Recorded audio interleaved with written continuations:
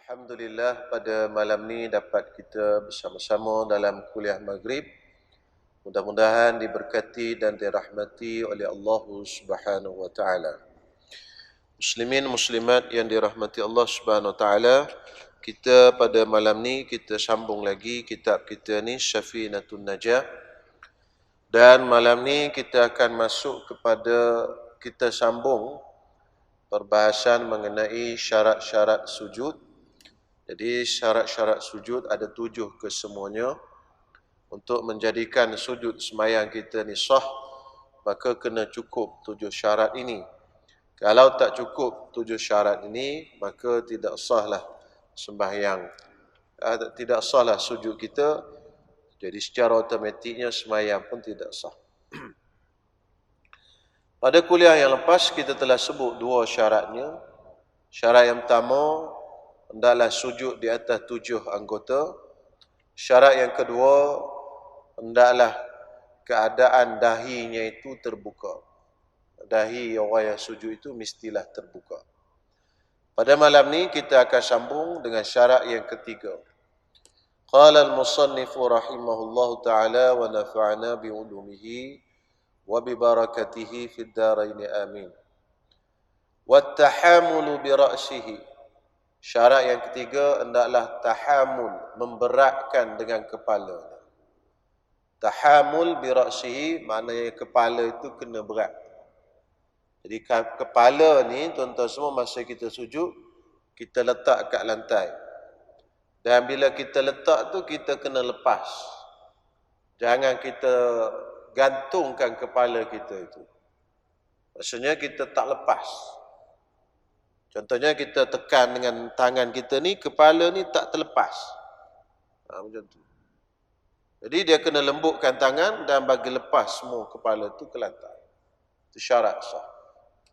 Dengan makna kalau ada kapas bawah dahi kita, kapas tu akan berbekah, akan penyek. Dia akan penyek. Sebab apa? Sebab kita lepaskan dahi kita. Kalau tergantung dahi, maknanya dahi itu tak dilepas, kepala tu kita tak lepas. Tak lepas langsung. Tak lembutkan tangan kita, makna terlepas langsung, maka sembahyang kita tidak sah. Sujud itu tak sah. Jadi kena ingat tuan-tuan semua, jangan gantung kepala kita masa kita sujud. Sujud, kena lepaskan kepala bagi terlepas ke lantai. Mana relax lah, tangan tu jangan kita bebankan dengan gantung kepala tadi. Itu syarat yang ketiga. Jadi kalaulah orang tu sujud tapi dia tak lepaskan kepalanya, kan, tanpa apa-apa keuzuran, maka pada waktu itu sujudnya tidak sah. Tapi kalau ada keuzuran, tak apalah. Misal kata ada jerawat batu dekat kepala dia. Baru tumbuh jerawat batu, tuan-tuan semua, besar. Jadi dia nak lepas tak boleh. Sakit. Kan? Jadi dia letak je, lepas tu dia agak-agak kena ke lantai. Macam tu je. Tak lepas langsung lah. Itu ada keuzuran, tu tak apa. Ada kudis ke, ada bisu ke. Bisu naik ke dahi, tuan-tuan semua? Bisu kat punggung kan? Kat dahi orang tak panggil bisu, orang panggil jerawat. Gitu. Boleh itu ada keuzuran. Kalau tak ada keuzuran, tidak sah. Kemudian yang keempat, syarat yang keempat, wa adamul huwiyyi li ghairihi. Dia tidak turun kerana tujuan yang lain selain daripada sujud. Bila kita nak turun sujud, kita jangan turun untuk sujud tu, masa nak turun tu tujuan kita turun tu selain daripada sujud. Itu tak boleh. Misalnya macam ni. Kita rukuk, Allahu Akbar, rukuk. Sami Allahu liman hamidah, kita berdiri. Kita berdiri, i'tidal. Bila i'tidal tu bacanya panjang. Panjang bacaan kita dalam i'tidal, Rabbana lakal hamd mil'as samawati wa mil'al ard wa mil'a ma syi'ta min syai'in ba'd ahlas sana'i wal majdi. Dan panjanglah ada lagi bacaan dia. Bila baca panjang ni, buat kita terlupa. Yang kita sekarang ni duduk tengah i'tidal. Habis bacaan zikir tadi, kita pun nak turun rukuk sekali lagi. Nak turun rukuk sekali lagi. Kita pun turunlah. Tengah duk turun tu teringat, tadi dah rukuk, ni tadi intidal tu. Kita pun turun ke bawah, turun ke bawah. Ni boleh berlaku tuan-tuan semua. Kita pun turun ke bawah buat sujud. Padahal masa kita turun tadi, kita turun dengan tujuan untuk rukuk. Bukan tujuan untuk sujud. Ini tak sah sujud. Ini tak boleh tuan-tuan semua. Dan kiaslah. Masa kita nak turun tu, katalah nak turun ambil anak kunci ke kat bawah. Ataupun turun nak pegang anak ke apa, tunduk sikit nak pegang anak. Habis dah baca Fatihah ni, sujud turun aku, sujud pun. Semua yang macam tu tak sah berlaku sembahyang. Tak sah sujud. Jadi ada 3 situasi dalam masalah kita turun. Situasi pertama, kita turun tak niat apa-apa. Tak ada terlintas apa-apa di hati kita. Itu sah. Macam kita dah buat hari-hari, kita nak turun kod sujud tu, tak ada kata teringat apa-apa, tu imam turun sujud, kita pun turun. Tak ada tujuan, sahaja aku sujud kerana Allah Ta'ala, tak ada gitu. Kan? Tu tak ada masalah, tak ada niat apa-apa, okey sah sujud. Yang kedua, kita turun dengan niat sujud. Masa kita turun tu, memang hati kita ingat nak sujud. Ingat kita nak sujud. Dalam hati memang terlintas nak sujud. Yang pertama tadi, kita lalai, tak ingat apa. Turun-turunlah. Bangkit-bangkitlah. Sah juga. Yang kedua, memang masa kita turun tu memang hati kita, niatnya, cadangnya nak sujud. Cadangnya nak turun sujud. Dan kita pun turun sujud. Ini pun sah juga. Yang ketiga, niat cadang hati kita nak turun untuk buat benda lain. Tapi masa kita turun tu tadi, kita jadikan perhabis ke sujud. Yang nombor 3 ni tak sah. Jadi ada 3 situasi. 1, 2 sah, nombor 3 tak sah. Jadi kalau mana-mana keadaan kita turun tadi bukan dengan tujuan untuk sujud. Tujuannya untuk buat benda lain, maka sujud kita itu tidak sah. Jadi bila sujud tak sah, nak buat lagu mana? Batal ke sembahyang tu? Tak batal lagi sembahyang. Kita nak kena buat macam mana? Kita kena bangkit balik. Kita kena bangkit balik. Kita kena undur balik, bangun dan turun sujud semula. Itu cara penyelesaiannya. Kalau kita sembahyang berjemaah, lagu mana? Kita jadi makmum. Masa kita nak turun tadi, kita nak turun tu dengan niat rukuk. Tapi tu imamnya turun sujud. Masa nak turun tu, dia ingatnya nak rukuk. Kita pun dah turun dah. Turun tu bawah terus. Maka nak kena buat macam mana? Bila dah masuk ke sujud tu tadi, tuan-tuan semua, kita kena ikutlah tu imam. Tak boleh nak buat apa dah. Tapi sujud tu tak dikira. Jadi kata ulama, kita kena tambah satu lagi rakaat selepas imam bagi salam. Kalau kita ikut tu imam. Kalau kita sembahyang seorang, kita undur ke belakang. Kalau kita ikut tu imam, kita kena tambah satu lagi rakaat selepas daripada salam imam. Kenapa kena tambah? Sebab rakaat itu cacat. Sujud kita itu tak sah. Adakah rukun ataupun syarat ini pada rukun sujud saja? Tak. Semua rukun fi'li lagu tu berlaku. Masa nak turun rukuk pun lagu tu juga. Kalau kita nak turun dengan niatnya nak sujud, tapi teringat, tak rukuk lagi, kita pun jadikan rukuk. Pun tak jadi juga, kena bangkit balik dan turun semula. Lagu tu berlaku. Hak itu rukun qauli, rukun fi'li, rukun perbuatan. Ini benda ni kalau tak belajar, tak tahu tuan-tuan semua.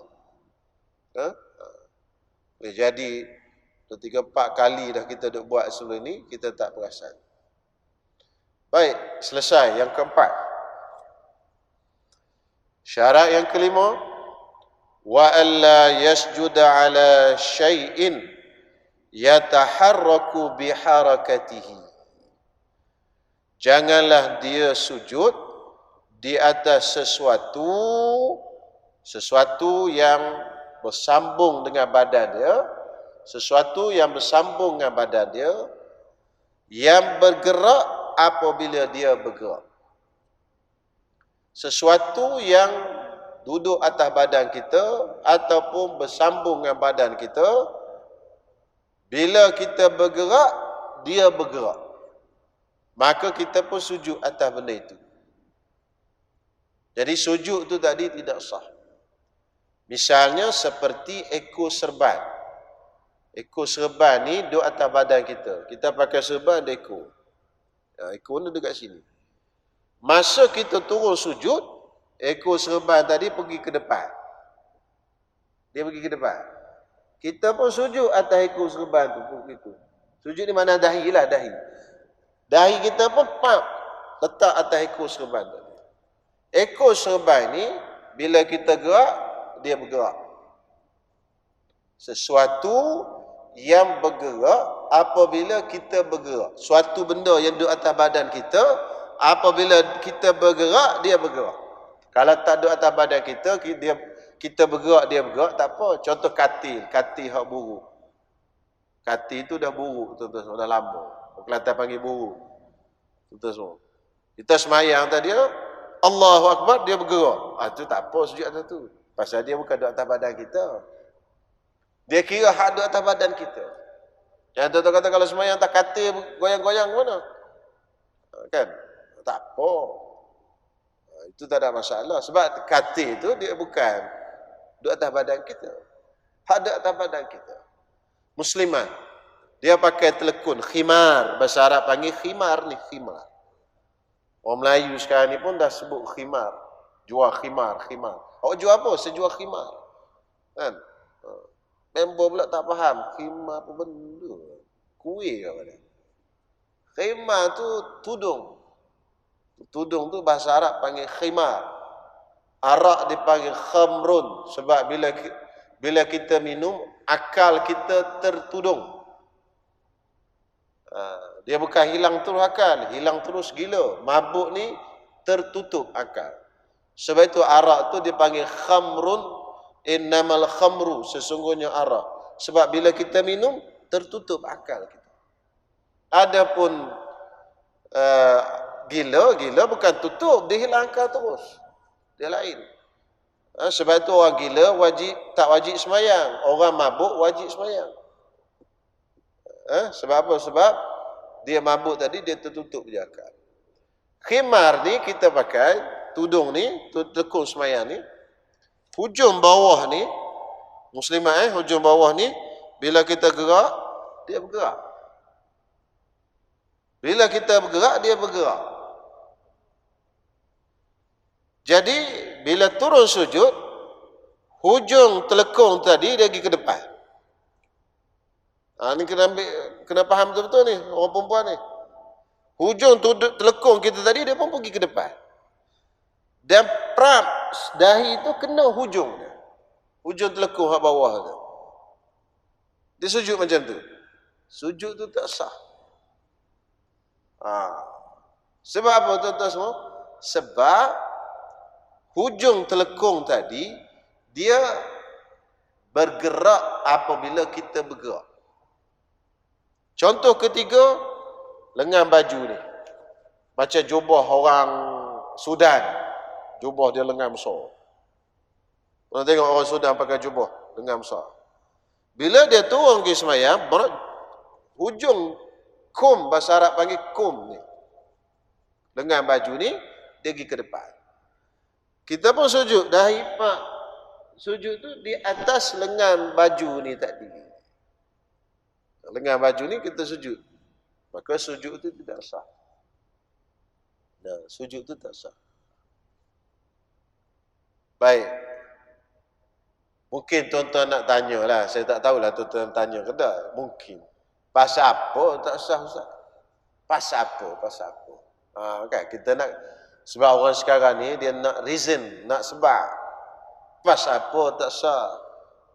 Apa yang jadi punca jadi tak sah tu? Yang benda bergerak dengan gerak kita tu tak sah. Tuan-tuan, kalau kita semayang, bila kita sujud, kita letak tapak tangan kita begini. Begini. Kita sujud atas tapak tangan kita. Sah ke tak sah tuan-tuan? Tanya dulu. Sah ke tak? Tak sah kan? Tak sah. Pasal apa tak sah? Sebab kita sujud atas tangan kita. Itu memang sepakat ulama kata tak sah. Baik, tangan ni apa benda tangan? Benda yang bersambung ataupun benda yang anggota badan kita. Okey, faham. Dan dia gerak, boleh gerak gini apa semua. Maka ulama faham, tangan tu okey, faham dah, tak ada masalah. Kalau lengan baju, adakah sama dengan tangan? Maka sebahagian ulama mazhab Syafi'i kata, ya. Sebab tangan boleh gerak gini, lengan baju pun bergerak juga.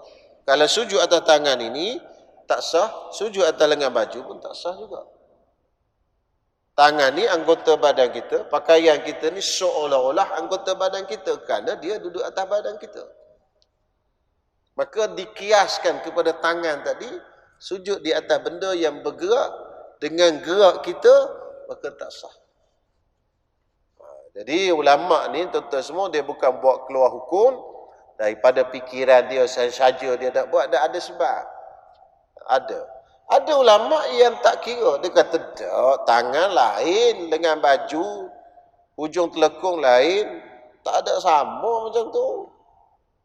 Jadi ulama yang kata macam tu, bagi dia sujud atas lengan baju atau hujung telekung pun tak ada masalah, sah. Tapi itu bukan mazhab Syafi'i lah. Mazhab kita tak boleh. Sebab mazhab kita, hak tangan tadi memang faham dah tak boleh. Tapi lengan baju ni apa semua ni, adakah sama dengan ulama kita menganggap benda sama? Jadi, disitulah diambil hukumnya tidak boleh sujud di atas sesuatu yang bergerak apabila dia bergerak. Tetapi, kalau benda itu duduk atas badan kita, tetapi kalau kita gerak, dia tak bergerak. Misalnya, contohnya, kita pakai serban. Ekor serban bukan macam orang ramai-ramai. Ekor serban kita luar biasa. Panjang sungguh, sampai ke lantai. Ekor serban sampai ke lantai panjang. Jadi ekor tu boleh buat sejadah pula. Betul tak? Kadang-kadang ada orang pakai serban ekor dia panjang. Kalau dulu-dulu, orang pakai serban ni ekor panjang kerana menunjukkan ilmu banyak, ekor serban banyak. Nah, kalau ilmu banyak, ekor serban banyak.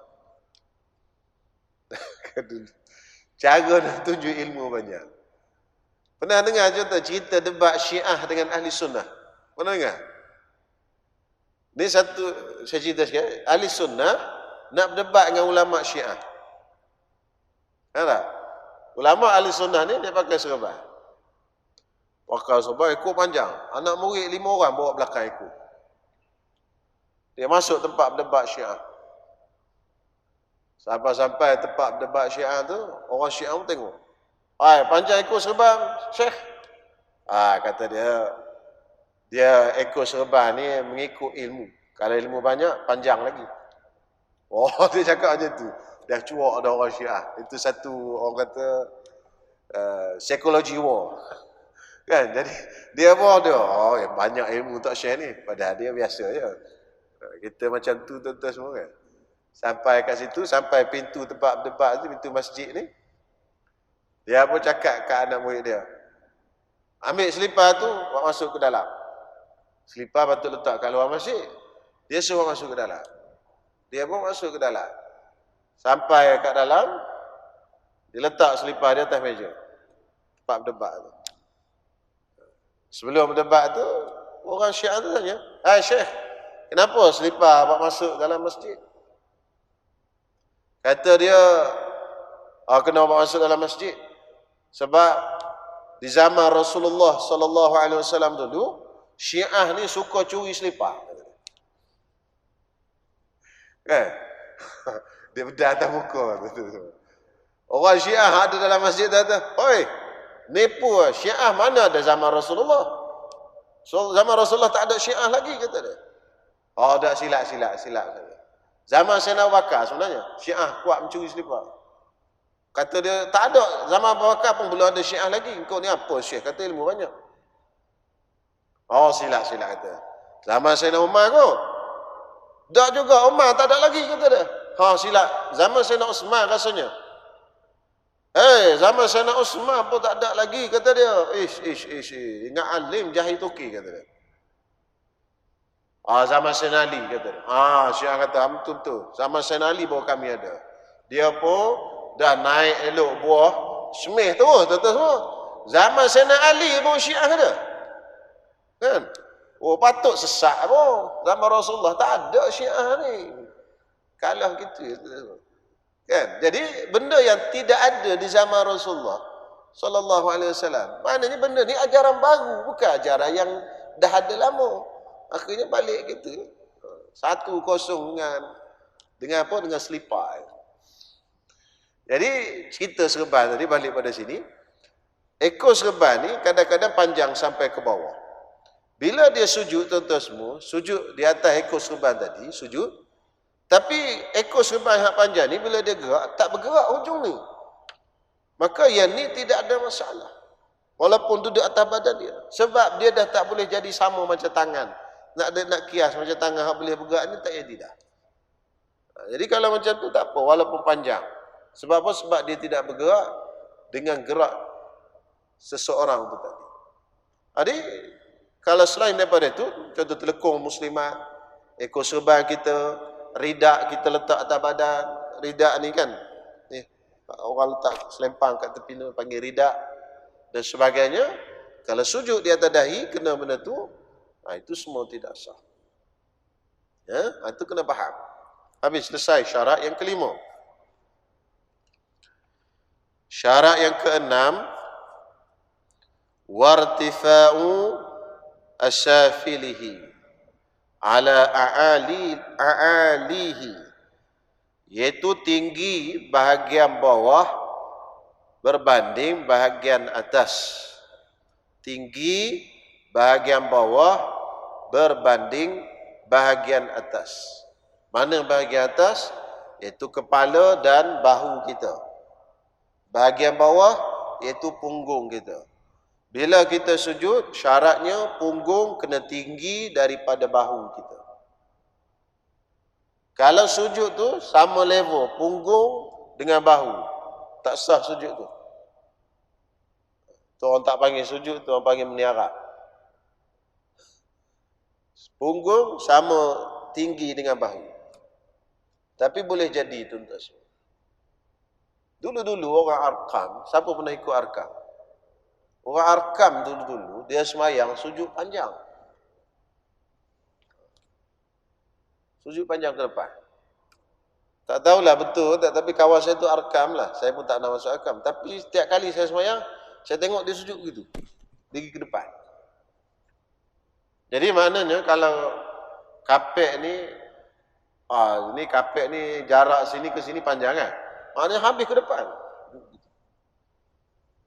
Wallahu alam pasal apa, saya pun tak tanya. Tapi tuan-tuan semua, sujud dia ke depan.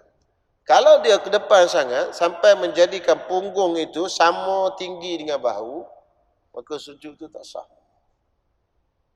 Sujud itu tak sah. Ataupun kita semayang, tuan-tuan semua, kita semayang ni di tepi bukit. Semayang tepi bukit. Masa kita sujud, bukit kan duduk gitu. Jadi sama level punggung dengan bahu. Itu tak boleh juga, tak sah. Tak ada kerja kan, semayang tepi bukit. Tapi gitulah hukum dia. Nama dia dalam istilah fiqh, tinggi punggung daripada bahu ni masa kita sujud, nama dia tankis. Tankis. Ini untuk orang yang tidak ada penyakit. Tapi kalau orang yang ada penyakit, maka dia sujudlah ikut kemampuan dia. Siapa yang ada penyakit, orang yang tak boleh turun sujud, dia sembahyang atas kursi. Maka punggung duduk di bawah, bahunya duduk di atas. Maka dipanggil tak tangkis.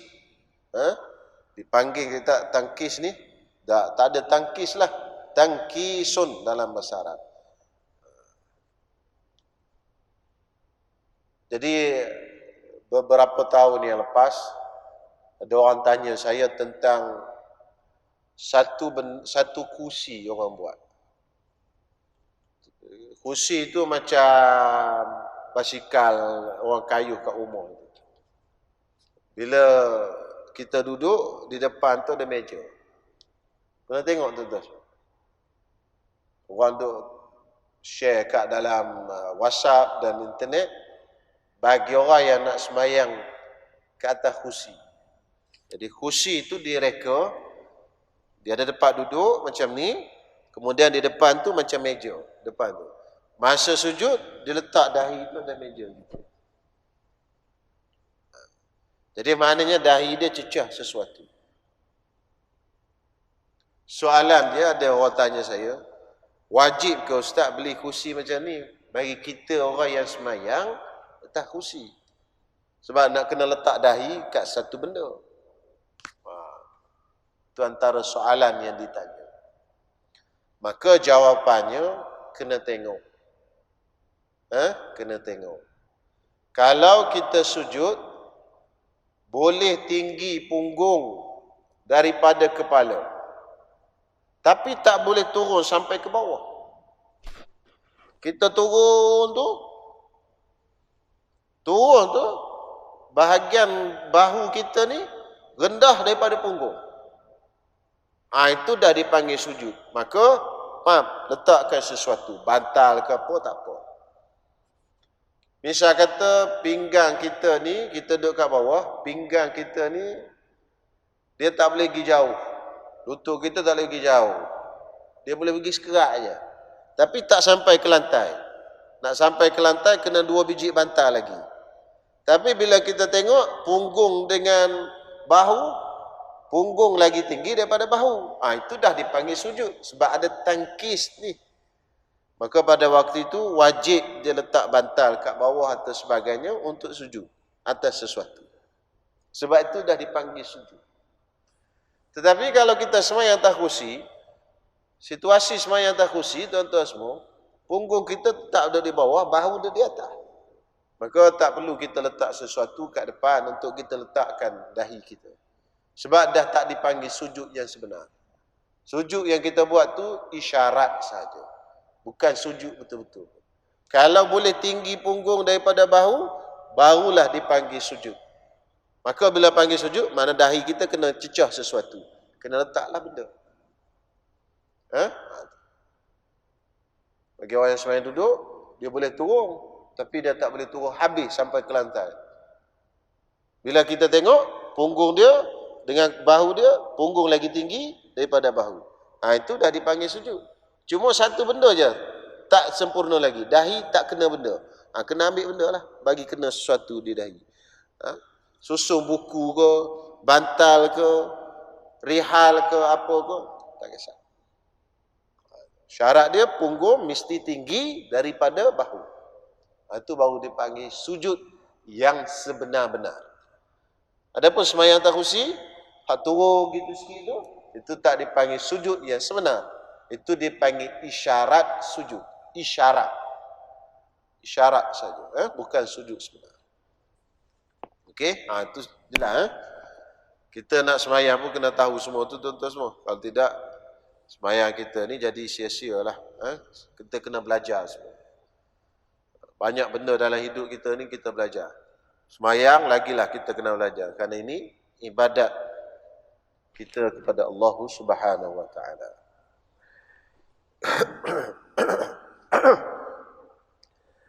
Dan syarat yang terakhir, wat-tama'ninatu fihi, dan tama'ninah di dalam sujud.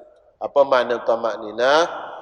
Tama'ninah ini yaitu sukunun ba'dal harakah, yakni diam selepas bergerak.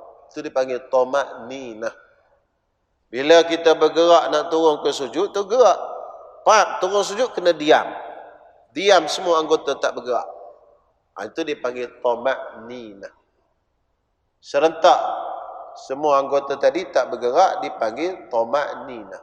Tama'ninah ini wajib. Kalau tak ada tama'ninah maka tak sah sujud tadi. Berapakah sekurang-kurang kadar tama'ninah?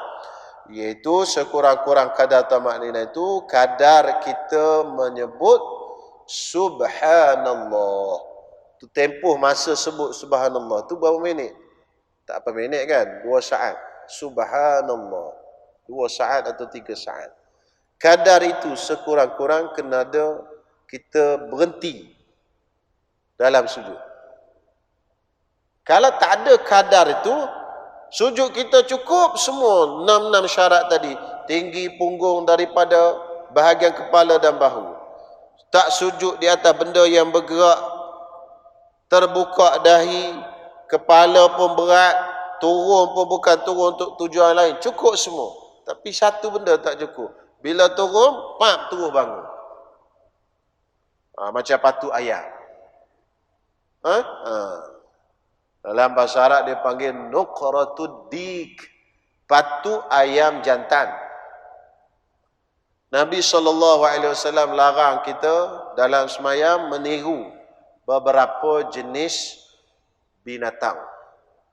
Yang pertama, Nabi larang kita meniru naqratud dik, patu ayam jantan. Itu dilarang. Mana tak ada tamak-ninah. Yang kedua, Nabi larang kita sujudul kalbi, sujud anjing. Jangan tiru anjing. Iaitu kita letak lengan ni di lantai. Macam anjing dia letak lantai. Lengan tu kena angkat. Lengan ni angkat. Jangan letak kat lantai. Ada orang yang sujud semayang, lengan ni di lantai. Jadi Nabi sebut sujudil kalbi, sujud anjing. Yang ketiga, Nabi larang kita meniru ekor kuda. Apa bahasa Arab saya tak ingat. Ekor kuda ni macam mana tuan-tuan semua? Tuan-tuan pernah tengok ekor kuda? Kuda bila dia berjalan, dia lagu mana ekor kuda? Sam. Dia gerak kiri kanan, kiri kanan. Dilarang kita semayang, gerak kiri kanan, kiri kanan, kiri.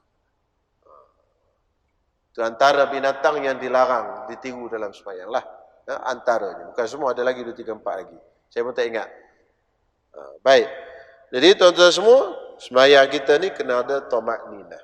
Kalau tak ada tamak-ninah, maka tak sahlah semayang tu. Sujud tadi tidak sah. Habis di situ, khatimatun, ini satu penutup bagi bahagian sujud ni. A'dha'us sujudi sab'atun. Anggota sujud ini ada 7. 7 anggota sujud. Yang mesti kita kena letak masa kita sujud. Yang pertama al-jabhatu. Yang pertama dahi. Mana dahi? Ini. Dari lebarnya macam ni, daripada tempat tumbuh rambut sampai tengah kening. Yang tepi ni lepas pada pelipis ni, sini. Tepi ni, lepas ni sampai ke tepi ni. Itu semua dahi. Orang Islam sujud dengan dahi. Itu sujud.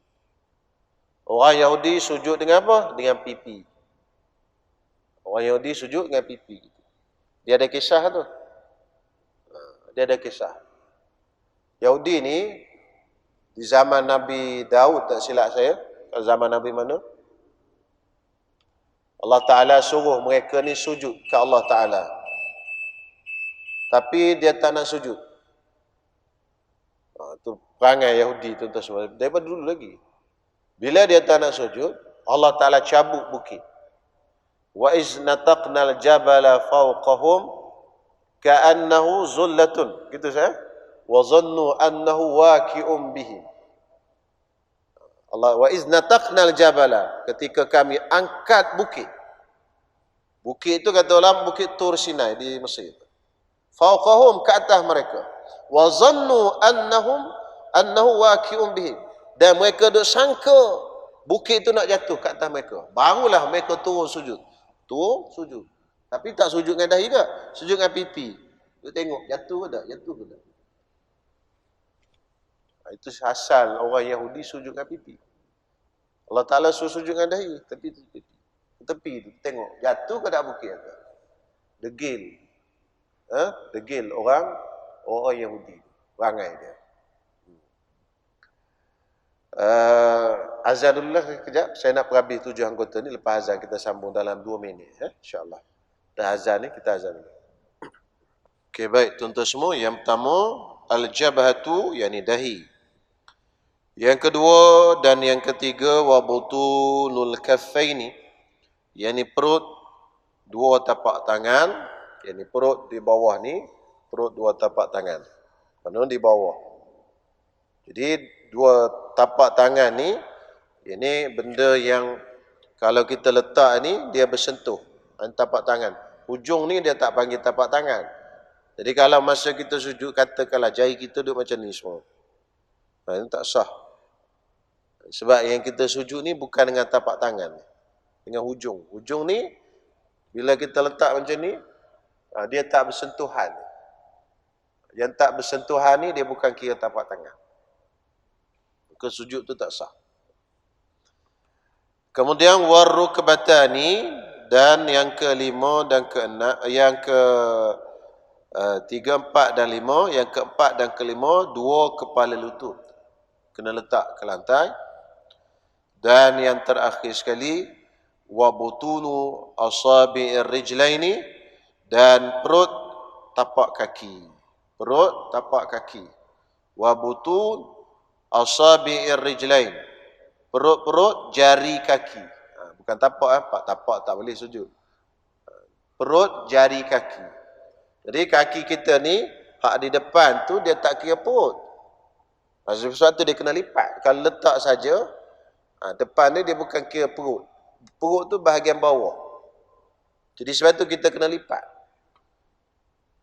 Masa sujud tu, jari kaki tu lipat. Walaupun satu jari saja. Sebelah kanan satu, sebelah kiri satu. Pun tak apa dah. Tak wajib semua sekali. Sebahagian daripada jari-jari kaki. Perut, jari-jari kaki. Jadi kena lipat. Kalau tak lipat, maka dalam mazhab kita Imam Syafi'i tak sah. Banyak tuan-tuan semua orang sembahyang, kaki dia tak lipat. Jadi tuan-tuan semua lagu mana? Tak sah lah sembahyang. Kita orang mazhab Syafi'i. Dan ada yang lebih canggih lagi tuan-tuan semua, dia bukan sekadar tak lipat. Dia tergantung kaki begitu. Tak kena ke lantai, terangkat. Kata Allah ya raham Ustaz Ismail kamu, sujud langsui. Sebab apa? Langsui katanya, kata orang lah, saya pun tak pernah tengok. Orang kata langsui lah kaki tak apa ke tanah. Betul tak? Kata orang, saya pun tak pernah tengok cerita orang langsui. Jadi, kena jagalah tuan-tuan semua. Praktik lah, praktik. Lipat sikit pun tak apa dah. Kaki saya dah keras Ustaz. Tak apa, bukan kena lipat betul gitu dah. Mana bahagian bawah perut. Jangan hujung depan ni. Pasal hujung tu tak dipanggil perut. Perut tu bahagian bawah. Perut, jari-jari kaki. Okey, itulah insya-Allah mudah-mudahan sujud kita sempurna dan sah. Bila sujud sah, sembahyang kita pun sah. Kalau tidak, sembahyang kita jadi haba'an mansura. Jadi macam debu yang berterbangan. Wa qadimna ma 'amilu min 'amalin, mereka bawa amalan yang mereka buat di dunia dulu, faj'alnahu, kami jadikan haba'an mansura, seperti debu-debu yang berterbangan di akhirat besok-besok. Kenapa? Kerana tak betul dan tak tepat. Jadi tak ada nilai di sisi Allah Ta'ala macam debu berterbangan. Na'udzubillah min zalik, tuan-tuan semua. Kita balik ke kampung, bawa beg. Ada? Lenggam bawa beg. Kita rasa banyak bawa balik kampung. Sampai-sampai kampung, buka, tak ada apa dalam beg. Rupanya beg kita tu bocor. Habis jatuh tengah jalan. Tuan-tuan semua. Ibarat macam tu lah. Kita nak balik kampung kita di akhirat. Duk rasa banyak benda isi dalam beg. Buka-buka ke akhirat tak ada. Antara puncanya tuan-tuan semua, kita buat dengan dengan ikut-ikut je. Dengan tak ada ilmu. Rugilah. Na'udzubillah min zalik. Wallahu alam. InsyaAllah tuan-tuan semua kita sambung bulan depan pula lah. InsyaAllah. Bismillahirrahmanirrahim. Alhamdulillahirabbil alamin. Allahumma salli ala sayyidina Muhammad wa ala alihi wa sahbihi ajma'in. Allahumma rabbana taqabbal minna innaka antas samiul alim wa tub alaina innaka antat tawwabur rahim. Sallallahu ala sayyidina Muhammad wa ala alihi wa sahbihi wasallam. Walhamdulillahirabbil alamin.